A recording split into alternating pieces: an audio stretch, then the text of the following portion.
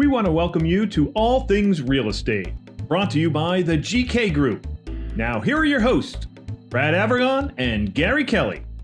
You know, Brad, I think that when you buy a house, it's an exciting and it's a horrifying time. What do you think about that? Why do you think it's horrifying, Gary? Well, I think that you're going in, you do something that you do once, twice in your life, and you're kind of feeling your way along. And, you know, there are times where you'll bump your foot and you'll say, well, what was that? And it's like, yeah, no big deal. And because people like you and I see this stuff all the time, we kind of get a sense of when to get upset and when not to get upset. Other people, it's like, yeah, every time something comes up, it's a problem.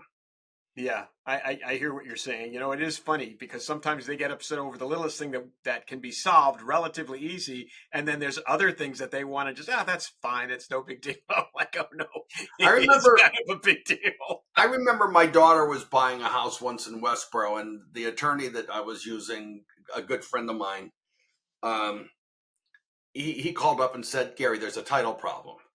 And I'm like, yeah, okay, take care of it. And I there's title problems all the time when those things get taken care of.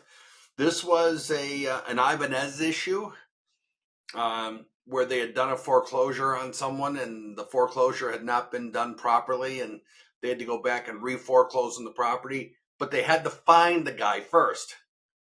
They had no idea where the guy was. Turned out he was in Hudson, but that's another whole story. I had a similar issue on a property. The deal ended up dying. They couldn't find the person. Her deal died too. Oh, it did. Okay. So here's my thing for you. When you talk to people, first-time buyers or second-time buyers, I like to say that there's a few key things that you do along the way. I like to say that they're hints. They're not steps, because steps buying a house, it's a long, laborious, painful thing to look at. But I say that the first thing you do is go talk to a loan officer and find out what you can afford.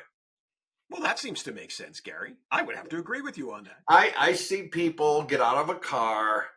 We have to now legally sign paperwork saying that they're represented by us and that they're our client and all that, which most people, if they haven't heard of it, it's immediate freezing right there on the spot, saying, I'm not going to sign anything yet.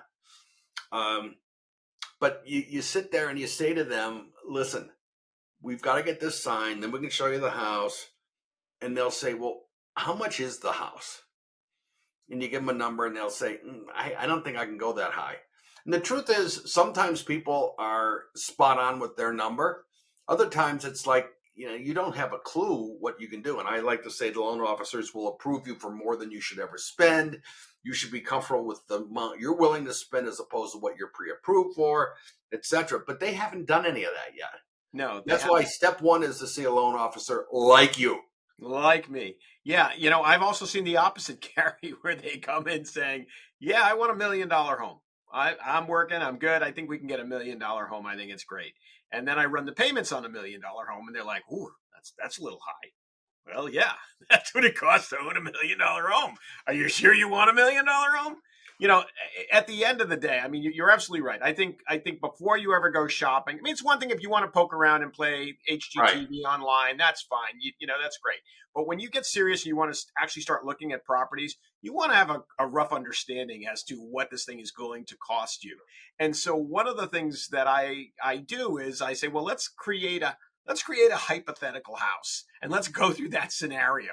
And if it's a house they've seen online, that's the perfect one. We grab that one and let's turn it into numbers. And then at the end, after I put the numbers together, I say, well, how does that feel? How does that feel on a monthly basis? Are you paying that out? You feeling good about that, or you're a little nervous about it? And sometimes they'll say, well, that's a little more than I thought. And I said, okay, well, let's see what we can get a little bit under that, or what else can we do? And we talk about those things. The other thing I know that I do is I put them through the exercise, and I say, okay, in theory, you're going to be comfortable making this monthly payment, but you haven't made it yet. As a matter of fact, you haven't made anything close to that yet. So let's start today. You making that monthly payment, just put it in a deposit account. Just put it somewhere, but I want you to cut it out of if it's two people. Back in the old days, it would be put it in an envelope. Put it. No, bankers, we don't like envelopes with cash. My mom, everything went into an envelope, and she had an organized set of envelopes. God love her. Yeah, yeah. No, in banking, we don't like the envelopes. No, that's not a good thing. But we do like bank accounts, especially bank accounts that have deposits every month into them that we can see where they came from. And so I put them through that exercise. So while they're shopping, while they're looking, and even maybe before they ever go see a property, start depositing. If it's going to be $3,000 a month, start depositing $3,000 a month in the account. And you're going to know very quickly within a month or two if this is something you feel you can do on an ongoing basis. And if you can, great. And that way, when you get the house, it's going to work great. Transition perfectly. If you can't, let's know now before you're under the weight and pressure of a mortgage payment that you're not comfortable with. Right.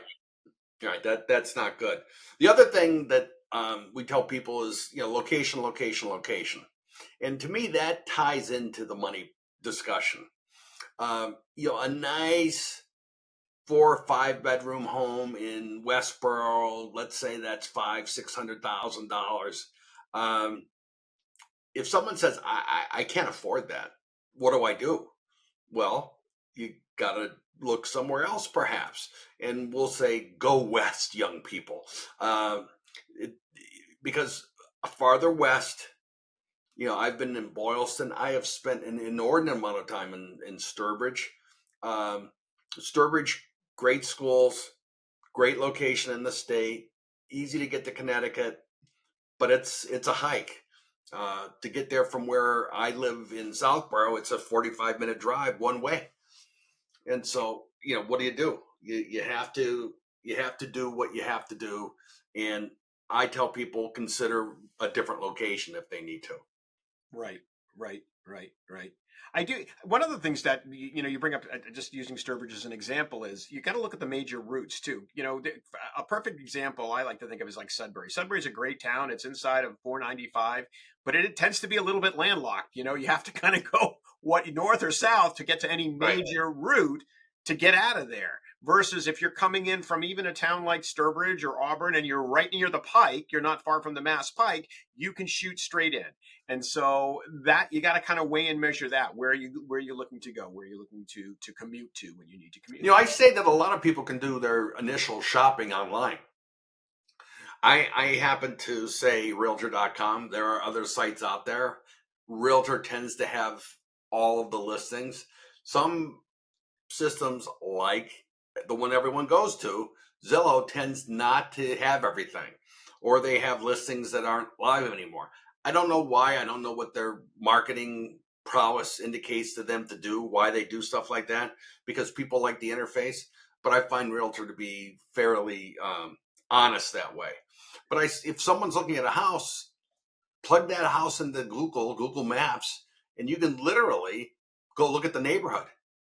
And actually I do that as well from realtor.com. I love using realtor.com and suggesting it to my clients for a couple of reasons. One is there's a calculator on realtor.com where they can go down and they can actually change their down payment and see what their monthly payment would look like. So that's really good when they're looking at a house and they want to incorporate condo fees, or if there's PMI, it gives them a nice ballpark number. The second thing is on the map function on that, it integrates with it. You click on that map function and you can turn that into kind of a walk down the street if you want to, Right. or an aerial overlay to see if there's a junkyard, 100 yards away or whatever, or train tracks. That's another one that I find really helpful. You may look at the pictures, but you don't know that there's a train that it's on the commuter rail that goes by every day. That's a good thing to know.